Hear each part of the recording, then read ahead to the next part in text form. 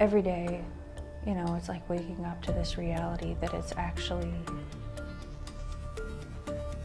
real. And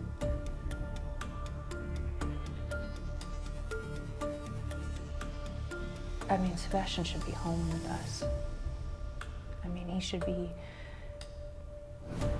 in school. He should know about it every day. I dream that one day I'm gonna wake up and this is gonna be a nightmare, but yes, I believe that my son is out there somewhere. I believe that we are going to find him. We are going to bring him home. There's no words, there's no way to put how this actually feels. And anybody that can, I don't see how. The most disturbing pattern in the Sebastian Rogers case does not come from the woods behind Stafford Court, from K-9 trail failures, or from gaps in the official timeline. It comes from inside the Proudfoot household itself.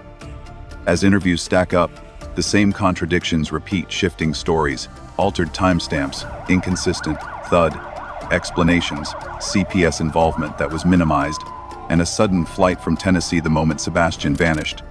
When mapped together, these anomalies form a single vector, one pointing not outward into the dark, but back toward the two adults who controlled his last known hours.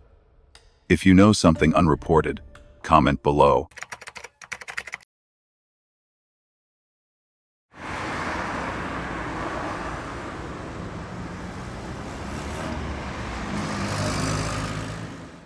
The first forensic barrier in the disappearance of Sebastian Rogers is not geographic, tactical, or environmental. It is chronological. Before examining footprints, scent trails, or external offenders, investigators must determine whether the internal timeline, the one constructed by Chris and Katie Proudfoot, is structurally sound. When the sequence of events offered by a household fractures under basic scrutiny, every subsequent claim built upon it becomes compromised. In this case, the Proudfoot timeline does not simply contain gaps, it fails fundamental tests of consistency, stability, and cross-interview alignment. A timeline that cannot coexist with itself cannot support any defense against suspicion. The collapse begins with the most basic auditory event in the case, the thud. In different interviews, Katie presents 3 different versions of when and how this thud occurred. In one version, she hears a noise around 10 p.m., dismisses it, and tells Sebastian to go to sleep. In another, she reports a 1 a.m. thud, implying a far later disturbance. In the third, she describes a full verbal exchange through the door, in which Sebastian allegedly responds to her with, "No, ma'am," before she instructs him to settle down. Each version shifts not only the time but the nature of the interaction, from a simple noise to a late-night impact to a conversation. These versions cannot coexist. The presence or absence of a verbal response drastically alters the inferred condition of the child, the decision-making of the adult, and the entire model of nighttime activity. The time shift from 10 p.m. to 1 a.m. widens the potential window of disappearance by 3 hours, fundamentally altering any reconstruction of events. A timeline is only as credible as its most rigid anchor points. When the anchor itself continuously moves, the timeline ceases to serve as a factual structure and becomes a narrative variable. This instability extends to Katie's account of her own activities between 9 p.m. and midnight, the period in which Sebastian was allegedly in his room and she remained awake. Across multiple interviews, Katie delivers 3 distinct sequences describing what she was doing. In earlier accounts, she says she simply sent Sebastian to bed at 9 p.m. and then later went to bed herself around midnight. In another version, she claims she was on the phone for a long period, intermittently falling asleep on the couch. In a later interview, she adds a new detail: she was reading a chapter for a business administration course. None of these discrepancies can be attributed to minor memory slippage.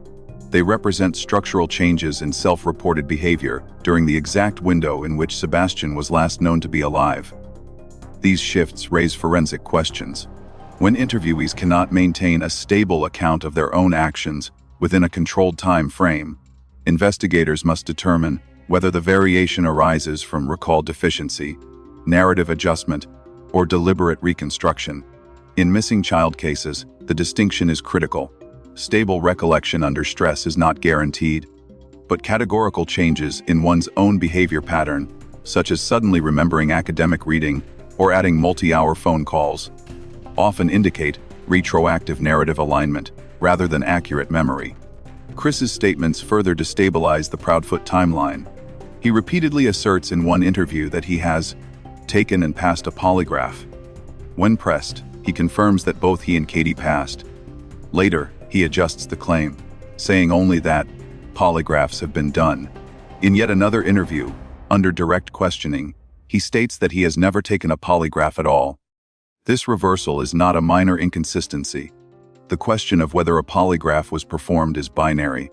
Saying it occurred and saying it did not cannot both be true. The forensic implication is not about the polygraph's evidentiary value. Polygraphs themselves are unreliable and not admissible. Instead, the significance lies in the contradictory reporting. When an individual cannot accurately state whether they personally participated in an investigative procedure, their credibility on all other points becomes compromised. A subject who incorrectly remembers their participation in a polygraph is unlikely to maintain precision elsewhere in their narrative. A subject who alters their statements about it is demonstrating narrative adaptation. Phone call logs between 9:43 p.m. and 9:46 p.m. are repeatedly presented by Chris as exculpatory evidence, a detail he introduces unprompted in multiple interviews. This alone is unusual. Unrequested details tend to signal a preemptive defense. Chris claims the call logs were verified by all police departments, a statement not supported by any publicly available law enforcement communication. He also uses these logs to assert that Katie was awake and interacting normally during the crucial hours. However, these logs contradict other details he and Katie provide. If Katie was on the phone consistently and intermittently falling asleep, why does she in another interview say she was reading? If she was reading, why does she elsewhere describe prolonged fatigue? If she was reading and fatigued, why was the thud not checked? The phone logs do not clarify the timeline. They highlight incompatibilities within it. A timeline is a forensic backbone. It determines whether a walkaway is plausible, whether an abduction window exists, whether an internal event preceded a disappearance, or whether external actors could realistically access the environment. When the individuals closest to the victim cannot maintain a stable account of the final verified hours, investigative focus naturally shifts toward them. This shift is not accusatory, it is procedural. A fractured timeline is a signature of unreliable narrators, and unreliable narrators frequently correlate with internal rather than external causation. Katie's 3 thud versions, her 3 explanations of evening activities, and Chris's contradictory polygraph claims together form an instability matrix, a structure in which no individual piece aligns with another. The result is not uncertainty but impossibility. A child cannot respond verbally at 10 p.m., fall silently at 1 a.m., and also produce no sound at all in the same narrative. An adult cannot engage in reading, extended phone calls, and early sleep simultaneously. A polygraph cannot both be taken and not taken. When these contradictions exist in the foundational layer of the case, the timeline does not merely appear unreliable, it cannot function as factual evidence. This collapse is not subtle. It is not interpretive.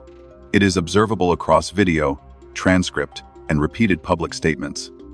The Proudfoot timeline breaks under minimal scrutiny, and because the timeline is the first filter in any missing person investigation, its failure forces investigators to reassess not what happened outside the home, but what happened inside it. A case cannot advance until the final confirmed hours are stable. Here, they are not. The implications of that instability extend through every subsequent analysis sent: footprints, CPS involvement, custody motives, behavioral indicators, and post-disappearance actions. Everything else in the case rests on the timeline. When the timeline collapses, the denials collapse with it. When assessing the internal vectors in the disappearance of Sebastian Rogers, one behavioral anomaly stands out not because it is subtle, but because it is so geographically extreme. The reported decision by Chris Proudfoot's parents to leave Tennessee and drive to Alaska immediately after Sebastian vanished. Although this detail remains unverified by law enforcement and originates from community-sourced accounts, its forensic relevance is significant.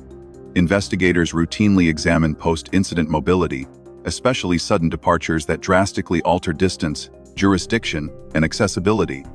The Alaska departure fits that profile, and its timing creates a pattern worth dissecting through a purely forensic lens. The first point of interest is timing. According to multiple accounts, Chris's mother and stepfather allegedly departed shortly after Sebastian was reported missing.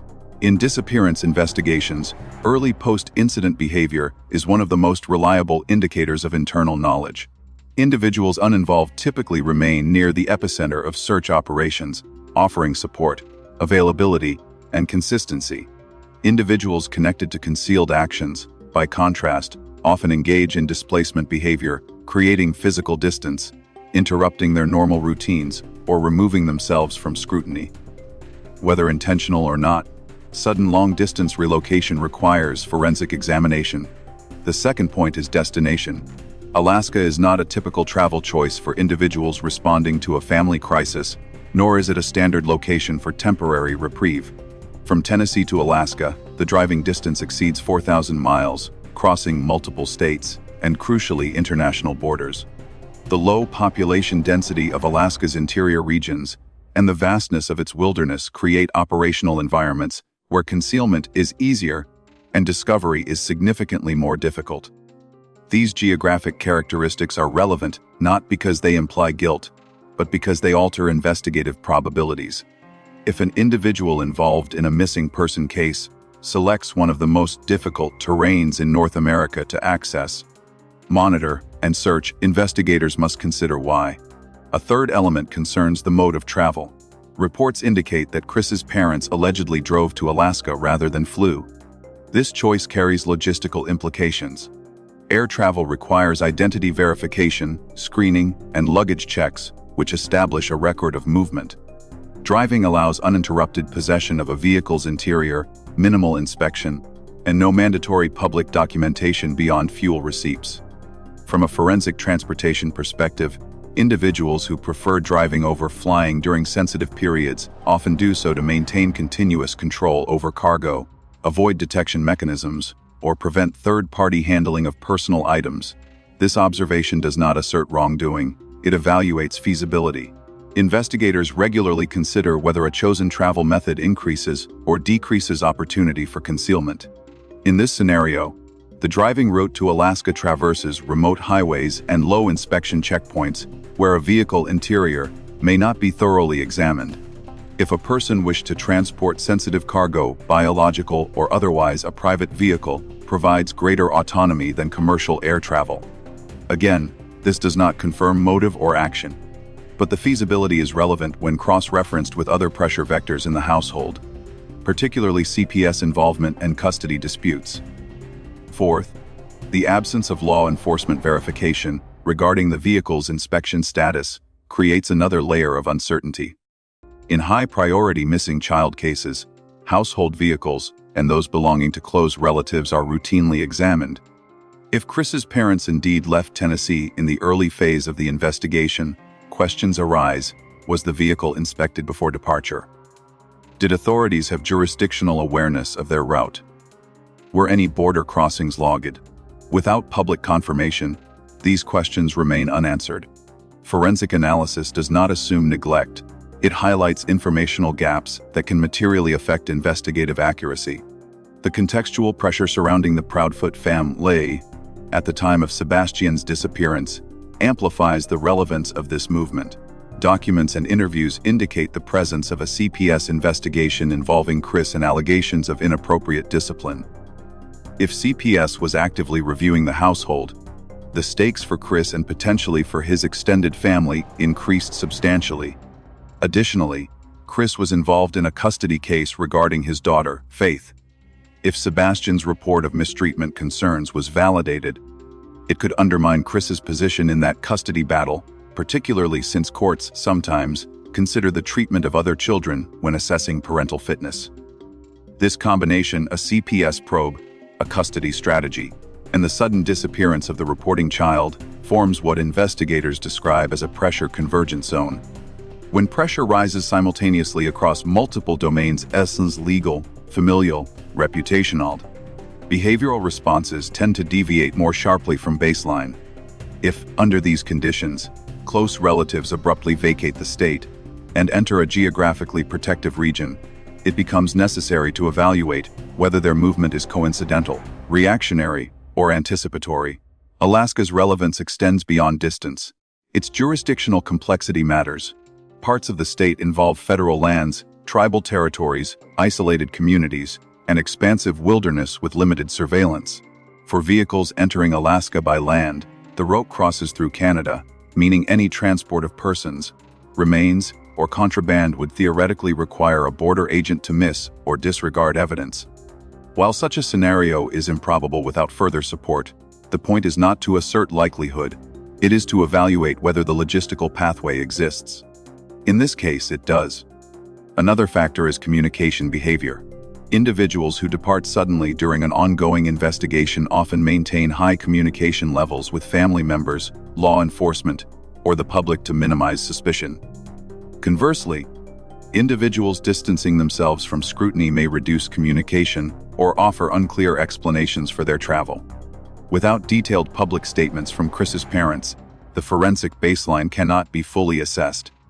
However, the combination of timing, distance, and undisclosed reasoning places their travel squarely within the range of behaviors that investigators routinely flag for review. A further forensic angle concerns vehicle storage potential. A privately owned vehicle, particularly one used for long-distance travel, can maintain controlled conditions, predictability of stops, and reduced exposure to third parties. Whether or not anything was transported during this trip is unknown. The relevance is purely structural. A cross-continent drive maintains uninterrupted custody of the vehicle's contents for thousands of miles. In contrast, air travel introduces screening, baggage handlers, and forced container separation. From a forensic engineering standpoint, a long drive increases potential control variables and decreases involuntary oversight. The forensic value of analyzing the Alaska departure does not lie in proving a scenario, it lies in mapping feasibility. A scenario that is logistically impossible can be dismissed outright. A scenario that is logistically possible, especially when combined with synchronized pressure factors, cannot be ignored. In this case, the Alaska departure exists in a zone where feasibility, timing, and context intersect. Investigators do not require a scenario to be likely before examining it. They require it to be possible and to interact significantly with other evidence layers. The Alaska movement interacts directly with the CPS vector, the custody motive chain, and the instability of the Proudfoot timeline. When a temporal collapse inside the household coincides with an unusual geographic expansion outside it, the combined field becomes one of investigative necessity. It is critical to emphasize that this analysis does not assert involvement by the traveling parties. It asserts that the behavior is sufficiently anomalous to require structured forensic evaluation. The departure is a data point, one that may ultimately be benign, coincidental, or explainable. But until the vehicle, route, and timing are corroborated through official channels, the Alaska vector remains open, and its implications remain relevant to any comprehensive reconstruction of the case. In disappearance investigations, early movement is evidence, even when the mover is not suspected. Here, the movement is not only early but extreme. The forensic question is not why someone would go to Alaska, it is why someone would go to Alaska then, and by that method, under those pressures, in the immediate aftermath of a child's disappearance.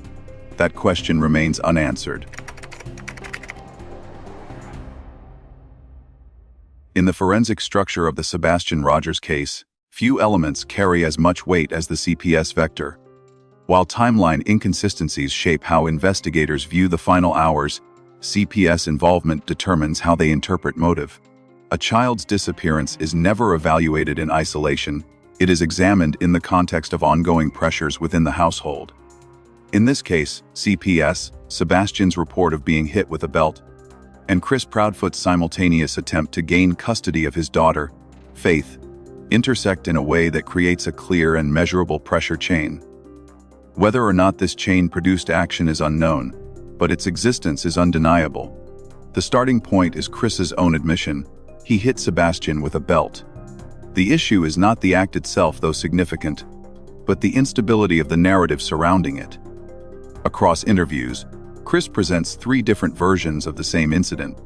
In one account, he states the event occurred years ago. In another, he implies a more recent time frame, describing it as a one-time disciplinary action. In a third version, he gives a detailed description of Sebastian allegedly going to school angry and reporting the incident, triggering a CPS visit that same evening. These versions differ not only in detail, but in temporal structure. A discrepancy of several years is not a minor lapse. When Nancy Grace examined his claims, the timeline collapsed entirely. Chris repeatedly insisted the belt incident happened about 3 years ago, but his own wording in another interview revealed that Sebastian was 15 years old when the incident occurred. And because Sebastian had turned 15 only in December, the true time frame became clear. The incident could not have occurred 3 years prior. It occurred between December and late January, mere weeks before Sebastian disappeared. This compression of the timeline is critical. It places a CPS triggering event immediately before the disappearance, not in the distant past. Investigators do not need speculation to see the significance. Recent CPS involvement always elevates the risk factor in a missing child case. When a caregiver minimizes or misrepresents the time frame of such an event, the discrepancy can indicate motive or awareness of legal consequences. Chris also claimed in certain interviews that CPS didn't file anything. This statement directly contradicts another interview in which he describes CPS arriving at the house the same evening Sebastian allegedly reported the belt incident to a teacher. According to Chris's own words in that second version, the CPS worker was familiar with the family and had visited before. The description includes specific details: the children were seated at the dinner table. The caseworker spoke privately with Sebastian outside, and she allegedly reassured Chris after hearing his explanation.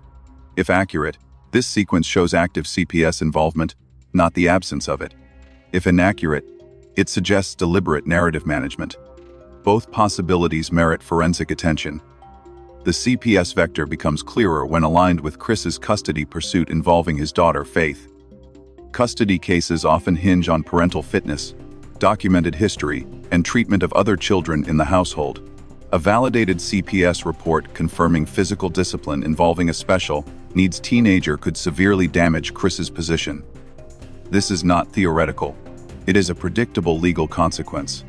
Courts routinely consider patterns of discipline, concerns about inappropriate behavior, and the credibility of reports made by other minors. It is in this legal context that the instability of Chris's CPS-related timeline becomes more than a credibility issue. It becomes a motive vector.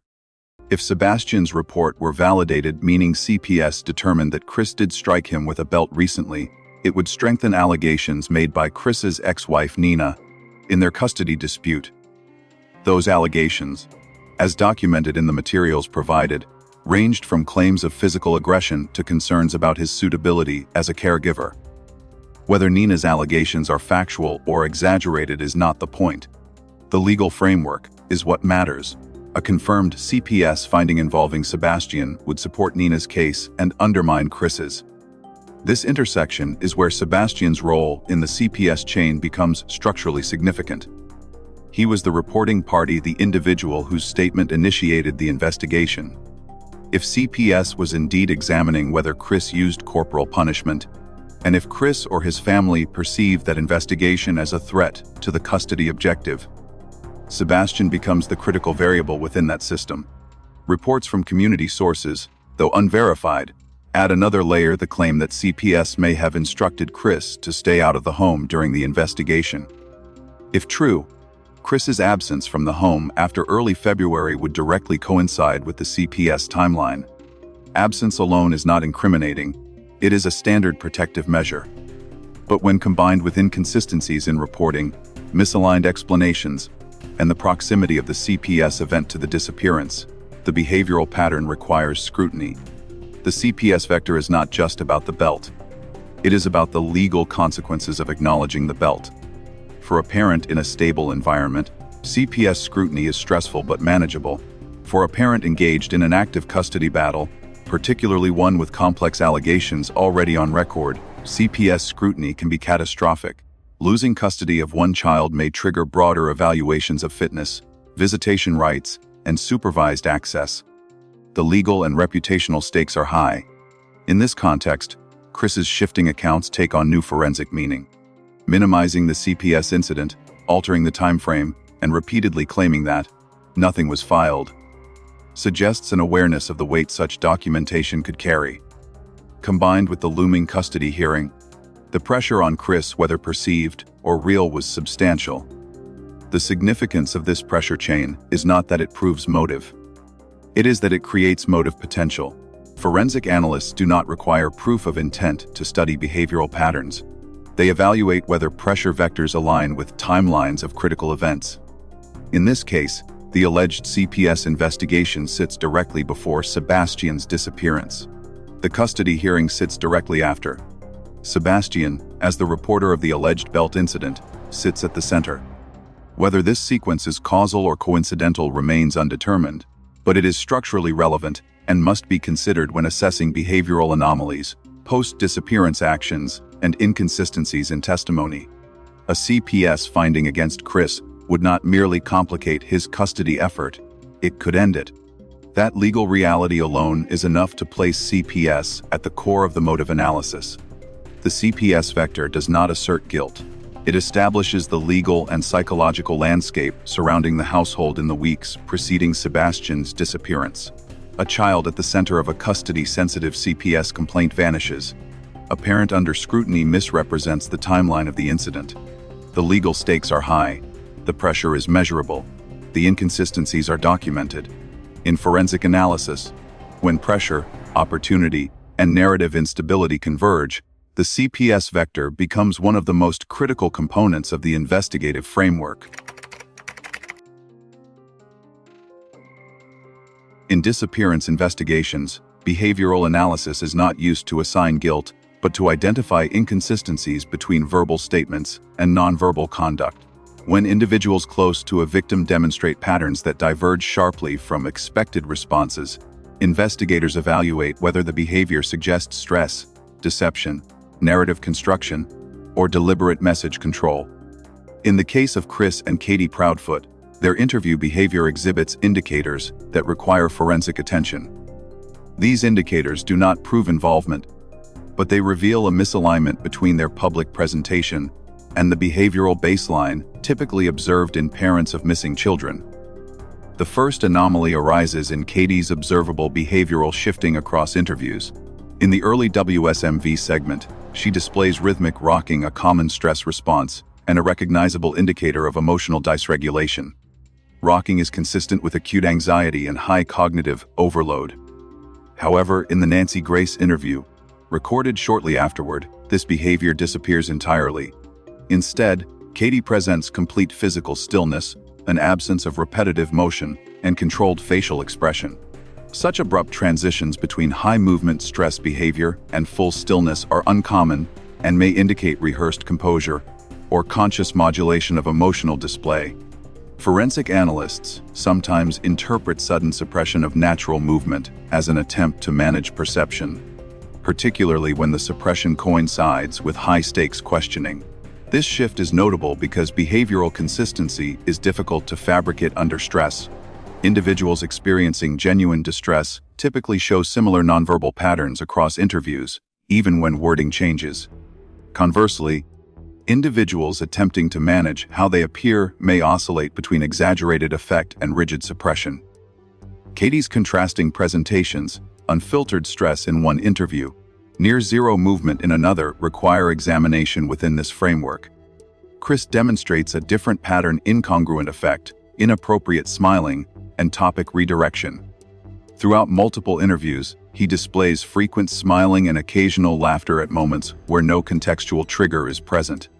In forensic behavior analysis, inappropriate smiling is not interpreted as evidence of guilt, but as a potential signal of internal dissonance. The mismatch between the gravity of the subject matter and the emotional cues displayed This pattern often appears when individuals attempt to maintain control over their narrative while managing internal anxiety. Beyond smiling, Chris frequently redirects questions, shifting the discussion away from specific details and back toward generalized statements about his cooperation or credibility. These redirections interrupt the interviewer's attempt to clarify inconsistencies and are a recognized linguistic strategy in perception management. When asked a direct question, Chris often answers a different one. In multiple instances, he responds to challenges by supplying unrelated exculpatory claims, rather than addressing the substance of the inquiry. This avoidance pattern is significant because narrative construction tends to fail when pressure is applied. Redirection becomes a compensatory tactic. A consistent behavioral theme is Chris's dominance over Katie's responses. He frequently interrupts her, answers for her, or reframes her statements. This dynamic may reflect habitual interpersonal behavior, but its forensic relevance lies in how it interacts with narrative control. When two individuals share responsibility for recounting events, disparities between their versions can arise. A dominant communicator may attempt to prevent such disparities by controlling the flow of information. In several interviews, Katie begins to answer, hesitates, looks at Chris, and allows him to speak instead. This reliance suggests either uncertainty about the narrative or a learned pattern of deferring to his version. Both possibilities raise questions about the integrity of the jointly constructed timeline. Eye contact behavior further complicates the analysis. Across interviews, both Chris and Katie show patterns commonly associated with narrative fabrication: gaze aversion during critical details, downward glancing when confronted with inconsistencies, and minimal direct engagement with one another. Behavioral experts note that individuals telling the truth often rely on mutual gaze for reassurance or corroboration. By contrast, individuals recalling fabricated or altered events often avoid looking at each other because eye contact can expose discrepancies. In the Proudfoot interviews, mutual eye contact is rare. On the few occasions it occurs, it frequently precedes a correction, hesitation, or shift in narrative direction. Another behavioral anomaly involves the repeated phrase, "Put the dogs up." The phrase itself is not unusual. Many households use similar language for securing pets. The concern arises from its inconsistent application relative to the home's described floor plan. The Proudfoots state that Sebastian would pass by the dogs to reach the kitchen, implying the dogs were located in a part of the house along his normal route. Yet when asked about nighttime routine, Katie repeatedly describes putting the dogs up in a way that suggests the dogs were moved to a location inconsistent with the earlier layout. When a repeated phrase does not align with physical logistics, investigators consider whether the phrasing functions as a rehearsed line rather than a literal description. Repeated ambiguous phrasing in place of clear spatial detail is a known marker of narrative substitution. Taken together, these behavioral indicators form a pattern more aligned with message control than with spontaneous emotional response. Families of missing children typically display high levels of uncontrolled emotional leakage, inconsistent but natural body language, fragmented sentences, spontaneous recall, and unpredictable reactions. By contrast, the Proudfoot interviews contain repeated structured patterns, controlled movement, redirected questioning, rehearsed phrasing, and coordinated narrative alignment that suggest the prioritization of appearance over expression. This does not imply malicious intent. Individuals under intense scrutiny may attempt to present themselves in a composed and logical manner, particularly if they feel unfairly judged. However, from a forensic standpoint, the combination of suppressed stress signals, incongruent affect, controlled messaging, and eye contact avoidance must be analyzed as part of the behavioral dataset. Each indicator becomes more meaningful when combined with inconsistencies in verbal statements, unstable timelines, and external pressure factors such as CPS involvement. Furthermore, the Proudfoots exhibit signs of anticipatory narrative defense, offering explanations for their behavior before those behaviors are questioned. For example, Chris frequently emphasizes his cooperation, his respectfulness, and his directness, repeating these descriptors across interviews. Such self-characterization is unusual for individuals focused solely on the recovery of a missing child but common among individuals attempting to establish a positive perception framework. When these descriptors appear repeatedly and unprompted, they are categorized as impression management cues. Behavioral assessment does not determine guilt or innocence. It identifies discrepancies between expected and observed patterns.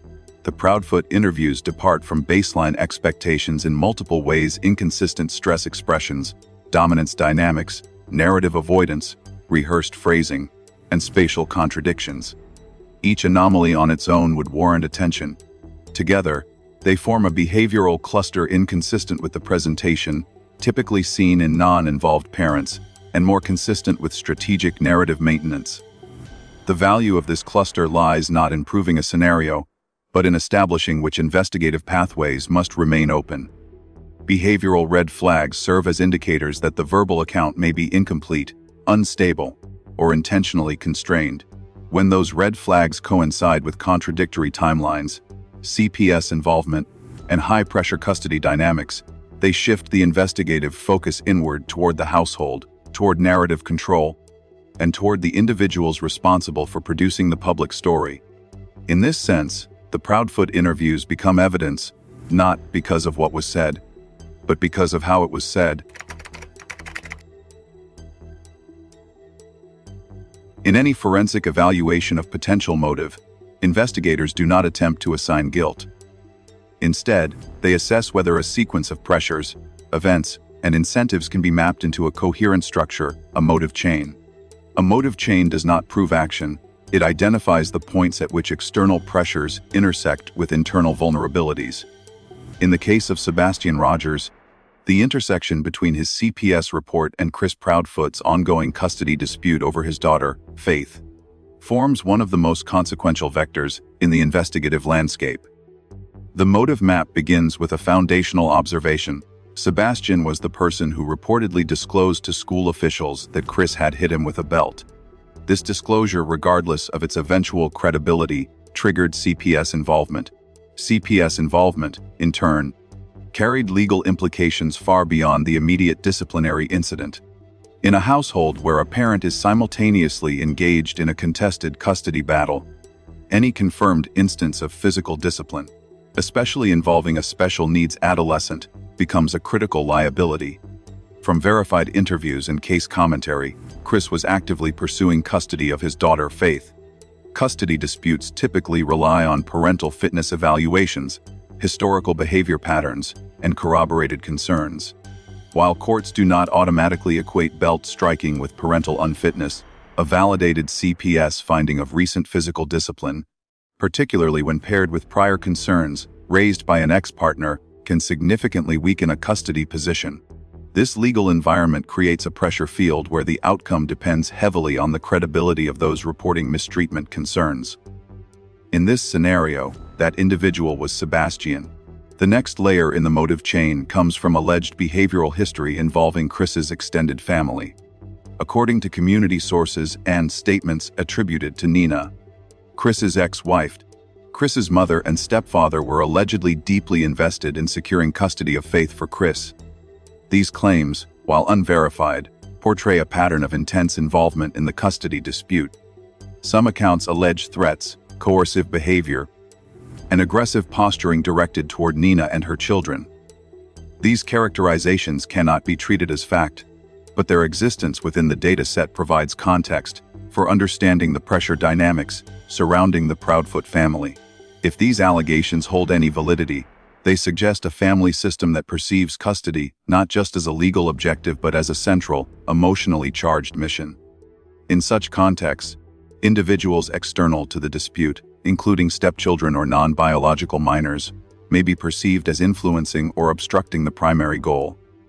From a forensic standpoint, the concern is not whether these perceptions are accurate, but whether they shape behavior. When extended family members allegedly express hostility toward the children of an ex-partner, particularly in the context of custody battles, investigators examine whether those attitudes might extend toward any individual seen as jeopardizing the parent's case. Sebastian's role becomes clearer within this framework.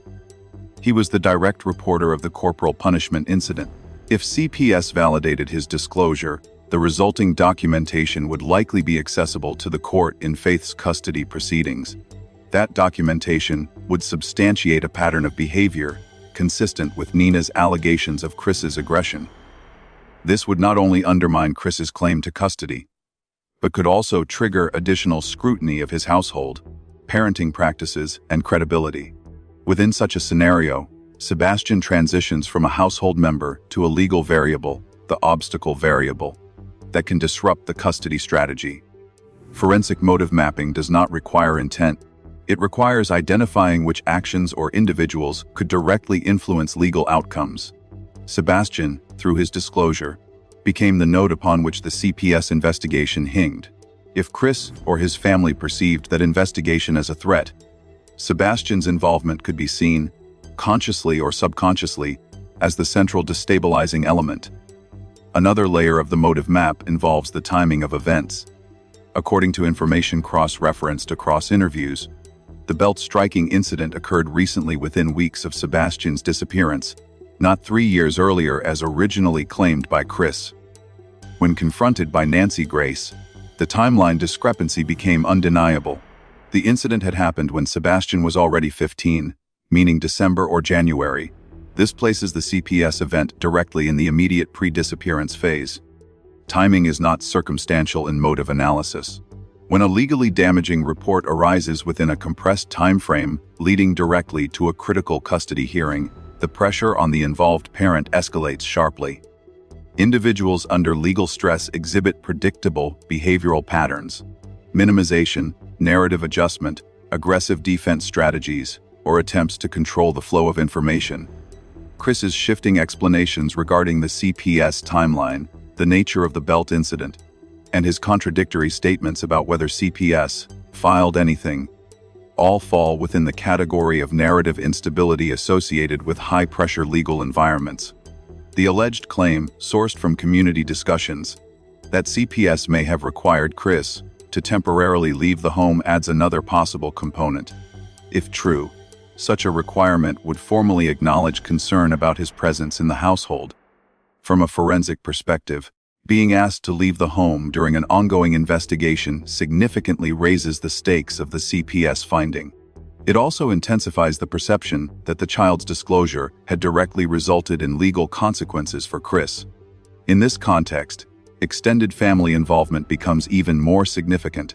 If Chris's parents perceived CPS as jeopardizing their son's custody objective, and if they believed Sebastian's report was the catalyst, they might reinterpret Sebastian not as a vulnerable minor, but as an impediment. This does not imply malicious intent, but identifies a shift in perception that can influence family decision-making under stress. A motive map must also account for narrative behavior. Chris repeatedly attempted to distance the CPS incident from its actual timeline. He minimized, reframed, and rebranded it as an old, resolved issue.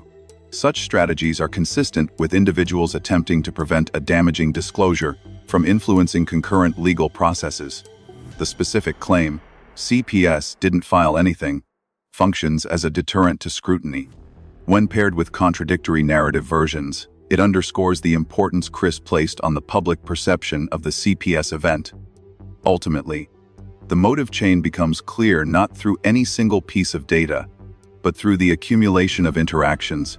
Sebastian reported the belt incident to CPS, became involved to the timeline, was very recent to documentation, could influence Faith's custody case, to Chris's narrative shifted, to extended family allegedly displayed extreme investment in the custody outcome, and pressure converged on the household. None of these points assert wrongdoing. They simply map the structure of influence. In forensic analysis, motive is a framework, not a conclusion. The CPS vector and the custody dispute together create a scenario in which Sebastian's report had the potential to significantly affect Chris's legal objectives. That potential makes Sebastian the pivotal variable within a broader system of pressure, narrative instability, and legal consequence. In this sense, Sebastian did not merely witness or report an event. He became the linchpin in the custody equation. A forensic motive map recognizes that transformation not as evidence of action, but as context requiring further examination. The walkaway theory, the idea that 15-year-old Sebastian Rogers simply left the house alone in the dark, remains one of the least supported explanations in the case. Despite early speculation, the available evidence does not align with established behavioral patterns, forensic tracking data, or environmental indicators. When all physical and behavioral markers are analyzed collectively, the probability that Sebastian exited the home independently approaches zero. This section does not propose an alternative scenario. It demonstrates why the walkaway hypothesis collapses under forensic scrutiny. The first and most decisive factor is the absence of a verified scent trail. In cases involving children or vulnerable individuals leaving a residence, scent tracking dogs typically locate at least one directional indication, a head, near an exit point. According to law enforcement statements and credible search documentation, no confirmed scent hit was identified at the Proudfoot home. The dogs did not alert at the doorway, driveway, yard, or along any nearby roads. This absence matters because even degraded scent tends to produce partial signals. The complete lack of detection suggests one of two conditions. Either Sebastian did not exit the house, or he was removed in a manner that did not leave a detectable scent path. Contradictions in the Proudfoot's own statements compound this issue. Chris proudly claimed in an interview that the dogs hid outside the house, portraying it as proof that Sebastian had walked out. However, no such confirmation appears in law enforcement communications. Agencies involved in the search, including local police and volunteer canine groups, reported the opposite: no reliable exterior scent trail was found. This inconsistency indicates either a misunderstanding or a misrepresentation. If the dogs had truly alerted outside, investigators would have conducted directional tracking and expanded the search grid accordingly. Their documented actions reflect the absence of such a lead. A second foundational problem for the walkaway theory involves Sebastian's shoes. Early reporting suggested that all of Sebastian's shoes were found inside the home. Later, when pressed, Katie declined to specify how many pairs existed or whether any were missing. The lack of clarity on this point is itself notable. In most missing person investigations, the inventory of shoes is straightforward. Families typically provide exact numbers, colors, and types. In this case, the ambiguity persists, raising questions about whether the reporting is incomplete or the narrative is dependent on maintaining uncertainty. For ASDs, autism spectrum disordered adolescents, shoe-wearing patterns are consistent. Many individuals with ASD have sensory sensitivities related to foot contact, temperature, or terrain. Exiting the house at night, in the cold, without footwear, is an extremely low probability behavior. There is no verified evidence that Sebastian had any history of barefoot wandering, nor any indication that he avoided wearing shoes during routine activities. If shoes were left behind, it strongly undermines the plausibility of a voluntary exit. The environmental context further reinforces this. The night Sebastian disappeared was cold, and the terrain surrounding the house includes uneven ground, wooded areas, and drainage paths. Barefoot movement across such surfaces should leave visible indicators: footprints in mud, impressions on frost, skin cells on rough surfaces, or at minimum, a trackable disturbance detectable by experienced ground teams. None of these indicators were found. Even in cases where footprints are faint, trained searchers typically detect plant compression or disturbance patterns. Here, nothing matched the characteristics of recent barefoot traversal. A third critical factor is the absence of camera or door activation evidence. Although the Proudfoot home was not equipped with extensive security systems, neighboring homes and businesses in the area had cameras that were reviewed voluntarily or through law enforcement request. There is no known footage of Sebastian leaving the residence or walking anywhere in the vicinity. While the absence of evidence does not prove absence, camera review remains a standard component of forensic elimination. The fact that no visual confirmation exists, combined with the lack of scent evidence, creates a compounded improbability. Equally significant is the lack of discarded or dropped items. ASD walkaways often carry comfort objects, electronic devices, fidget items, or sensory tools. Sebastian was known to rely on his phone and sensory regulation devices. None were missing. His phone remained inside the home. No object trail was discovered during searches, No personal items were found along roads or wooded areas, and no accidental shed markers, such as small clothing fibers, were collected. In ASD-related walkaway cases, it is statistically common for individuals to drop items within the first 50-100 yards due to sensory overload or disorientation. The complete absence of such items argues strongly against autonomous departure. Another key element concerns canine search behavior inside the home. In scent-based elimination, dogs typically identify the point of last presence, the room, area, or pathway where the missing person's scent is strongest. From there, they attempt to trace the scent outward. Reports indicate that the scent trail inside the Proudfoot home behaved in a manner inconsistent with voluntary departure patterns. Dogs tracked scent to Sebastian's room and specific indoor areas, but did not establish a directional flow leading outside. This suggests a static presence rather than a mobile exit. The behavioral baseline of ASD adolescents further challenges the walkaway narrative. While wandering is observed in younger ASD children, the rate declines significantly in teens, especially those with stable routines and no history of elopement. Sebastian was not documented as an elopement risk. His sensory profile, as described by his parents, did not include impulsive outdoor wandering. The walkaway theory therefore requires assuming a typical, uncharacteristic behavior without supporting evidence. Additional problems arise from the timeline structure. For the walkaway theory to function, Sebastian would have needed to leave during a narrow window when neither adult noticed movement, noise, or door activity. Given the layout of the home, such an exit should have produced detectable sound: footsteps, a door opening, ambient disturbance. Yet no such sounds were reported. Coupled with the missing scent trail, this suggests that either the exit did not occur or occurred under controlled rather than autonomous conditions.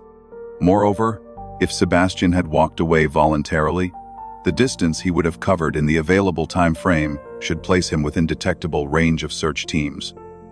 Ground, aerial, thermal, and canine searches expanded significantly in the days following his disappearance. The operational radius was large enough to encompass the realistic maximum distance a barefoot, unprepared adolescent could travel. No trace was found. In search theory, the absence of evidence within a mathematically sufficient radius strongly supports the conclusion that the individual was not present in that radius to begin with. Another notable inconsistency is the Proudfoot's repeated use of the phrase, "put the dogs up." The statement implies that the dogs were secured in a way that prevented them from detecting or reacting to movement. Yet the described floor plan does not align with this phrasing. If the dogs were indeed secured, where were they and why? If the dogs were not secured, why did they not react to Sebastian leaving? Dogs typically alert to unexpected nighttime movement, especially in ASD walkaway cases. The absence of canine response raises structural questions about whether any autonomous exit occurred. From a forensic modeling perspective, every major variable required to support the walkaway theory fails. No scent trail, no footprints, no items discarded, no ASD-related behavioral precedent, no camera evidence, no environmental disturbance, no plausible shoe-related explanation, no canine alert response. The combined failure of these indicators does not suggest a reduced likelihood of a walkaway. It eliminates the hypothesis within reasonable forensic bounds. When a voluntary exit is ruled out, investigators turn to the remaining possibilities. This chapter does not address those alternatives. It only establishes that the walkaway theory is incompatible with physical evidence, behavioral precedent, and environmental data. In forensic terms, the scenario lacks viability. The absence of a viable exit path places significant weight on the internal environment. If Sebastian did not walk away, then the question shifts from, where did he go, to, how did he leave the home at all? This shift is not speculative, it is the logical outcome of evidence-based elimination. In disappearance investigations, when movement indicators are entirely absent, removal becomes the primary vector of consideration. This conclusion does not assign responsibility. It establishes the boundaries of possibility. The walkaway theory, when evaluated against scent data, environmental indicators, behavioral baselines, and physical evidence, does not withstand analytical scrutiny. The removal scenario, by contrast, remains open not because it is proven, but because it is the only remaining structure the evidence does not explicitly contradict. Information control is a measurable behavioral pattern in forensic analysis. It is observed when individuals involved in an investigation repeatedly adjust, redirect, or withhold details that would ordinarily be straightforward to answer. The pattern is not evaluated based on the truthfulness of individual statements, but on the structure of the communication, whether the person consistently reduces clarity, increases ambiguity, or steers the narrative toward predetermined themes. In the case of Chris Proudfoot, the available interview record reveals a consistent effort to shape the narrative surrounding Sebastian's disappearance, often through omission, contradiction, or rehearsed framing. The clearest example of narrative instability involves Chris's shifting claims about the polygraph. In early interviews, he confidently asserts that he has taken and passed a polygraph, and at times suggests that both he and Katie passed. This is presented as objective validation of innocence. Later, when confronted more directly, he revises the statement entirely, claiming that he has not taken a polygraph at all. This reversal is not a minor variance in memory. Whether a polygraph was taken is binary, and the claim of having passed one is not the type of detail someone forgets. The correction introduces a forensic concern. If the initial statement was false, why was it made? And if true, why was it later withdrawn? Polygraph tests themselves hold no legal weight, but claims about polygraphs do. They influence public perception, and individuals who introduce them unprompted are often attempting to bolster credibility.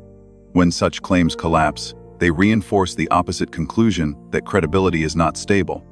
From an investigative standpoint, the shifting polygraph narrative is not evidence of guilt, but evidence of active narrative construction, a deliberate effort to control how information is perceived. Another key area of information withholding involves Sebastian's medication regimen. During interviews, Chris is asked directly about Sebastian's prescriptions, a critical factor in missing person analysis, especially for adolescents with ASD.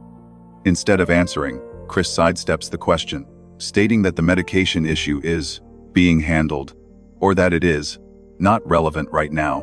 This pattern of evasion deviates sharply from standard parental responses.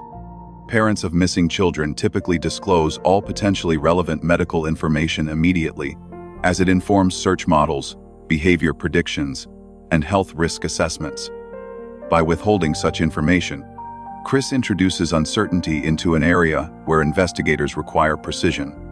Forensic analysis is concerned less with why he withheld the information and more with the fact that he consistently refused to provide it. Withholding medically relevant details during a disappearance investigation is statistically rare among non-involved caregivers and is recognized as a red flag in behavioral profiling.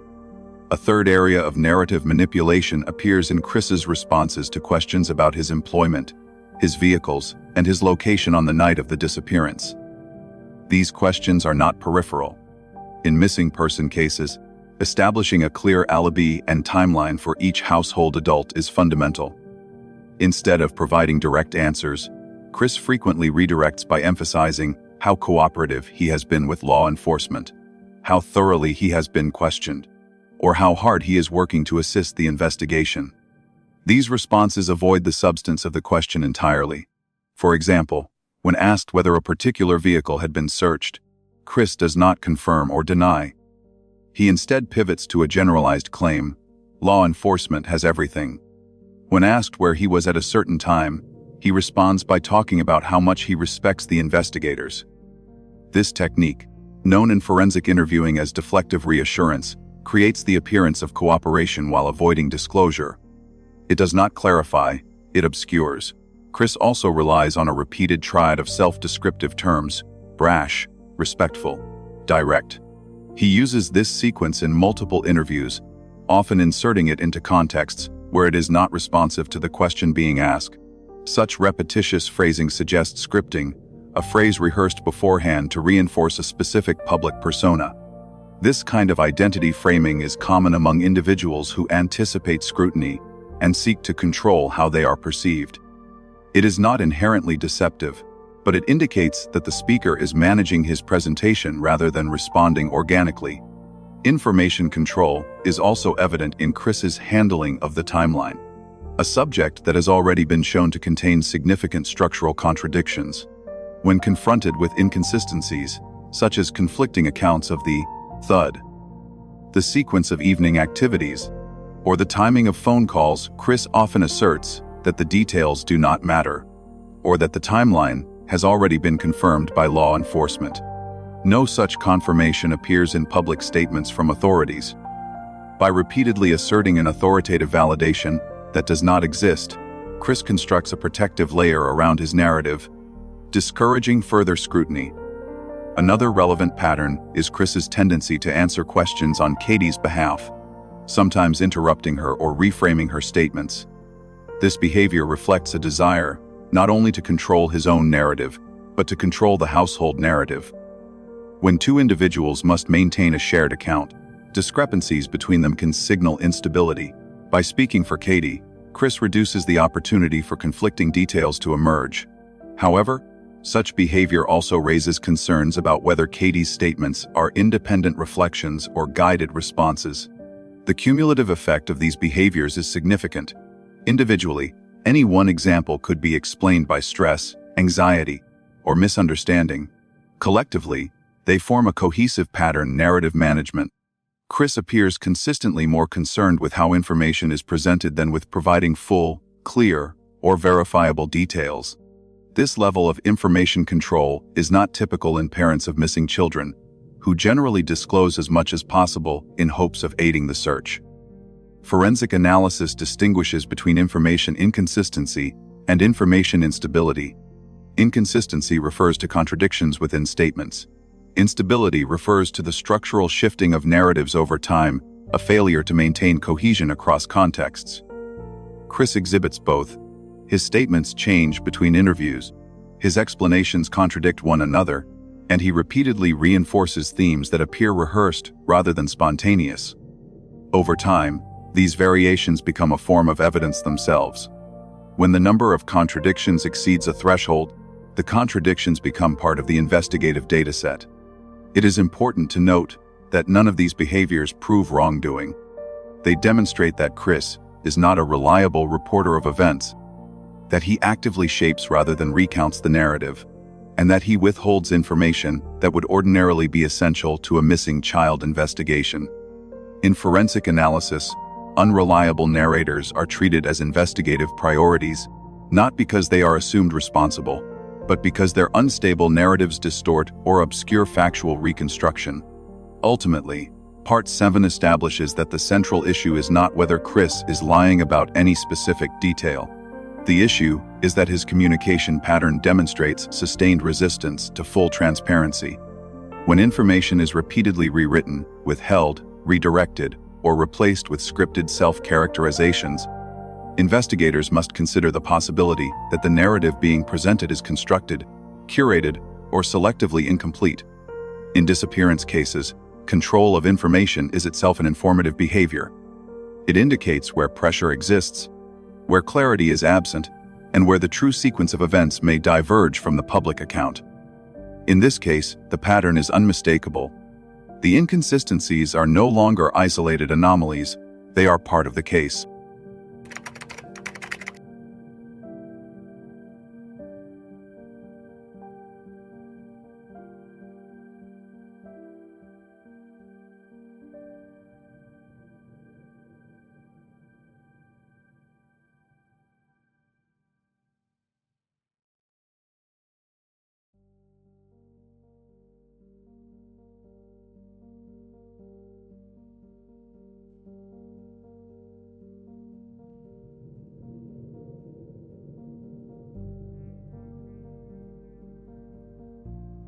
Forensic analysis does not rely on a single data point, a single inconsistency, or a single behavioral anomaly.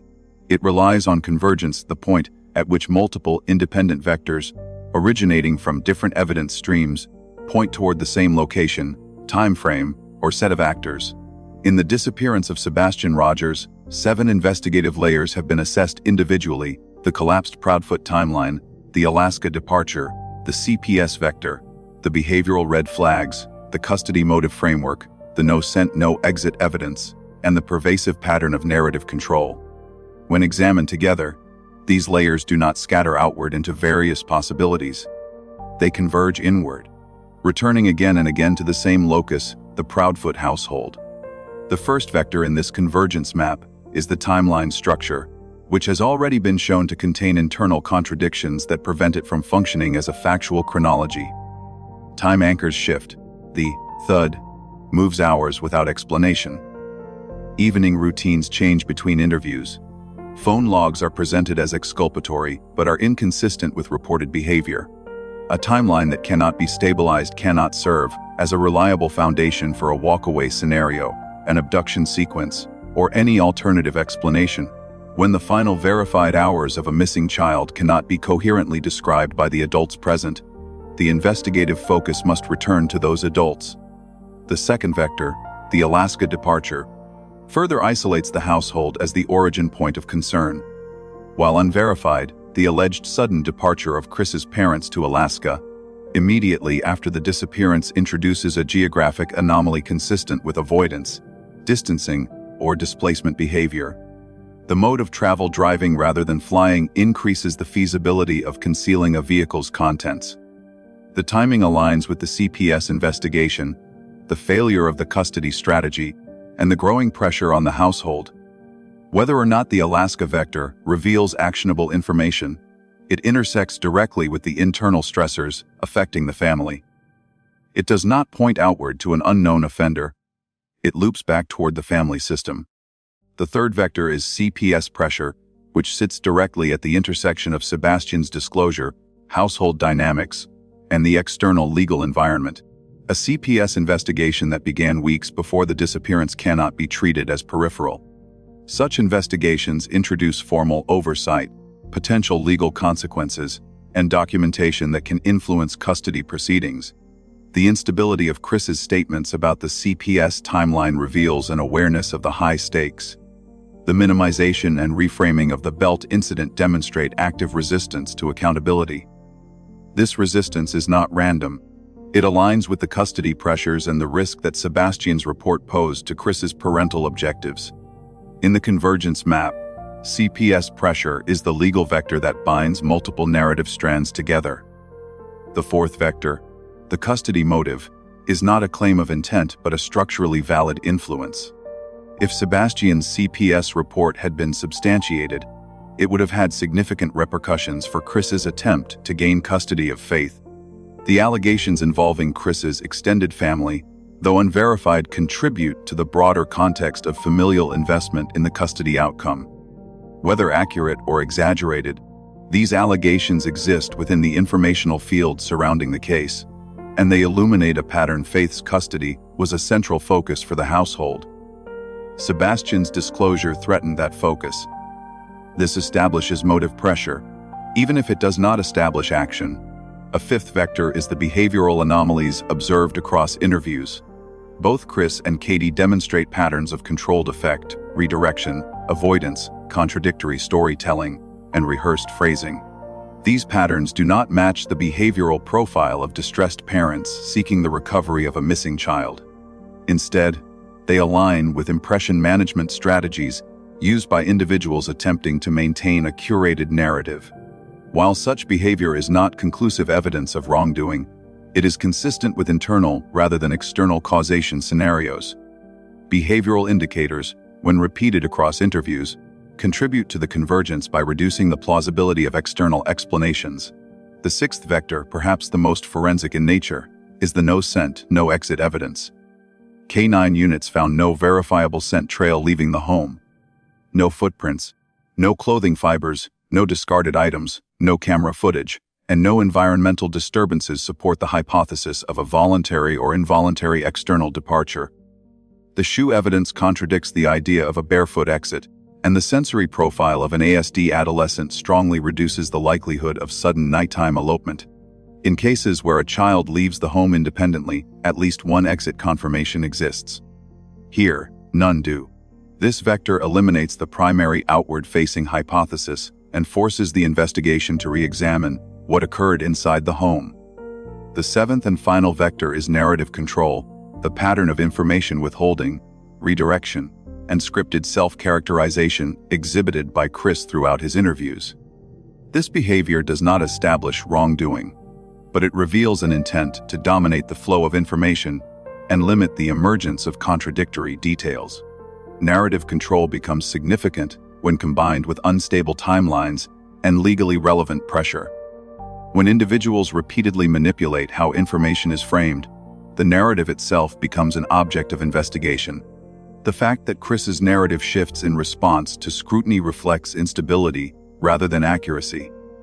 When these 7 vectors are placed on a single forensic map, the convergence becomes clear: a timeline that cannot be trusted, post-incident behavior that raises logistical questions, legal pressure tied directly to the missing child, a motive chain linked to the custody fight, behavioral anomalies suggesting managed performance, a physical environment rejecting the walkaway theory, narrative resistance when basic facts are questioned. These vectors do not scatter into multiple plausible explanations. They return, again and again, to the household where Sebastian was last reported alive. This does not prove any particular scenario, nor does it assign guilt. It establishes that the field of viable explanations has narrowed, and the external abductor hypothesis, while always possible in theory, lacks the evidentiary support that the internal vectors collectively possess. Forensic convergence is not about identifying the correct scenario. It is about eliminating those inconsistent with evidence. Once impossible or incompatible paths are removed, the remaining vectors point to where investigation must continue. In this case, the remaining vectors all align with internal causation or internal removal, not external abduction or voluntary departure. The investigative landscape is therefore constrained, not by speculation but by the structural incompatibility of outward-facing explanations with the available evidence. The household becomes the fixed point around which all anomalies orbit.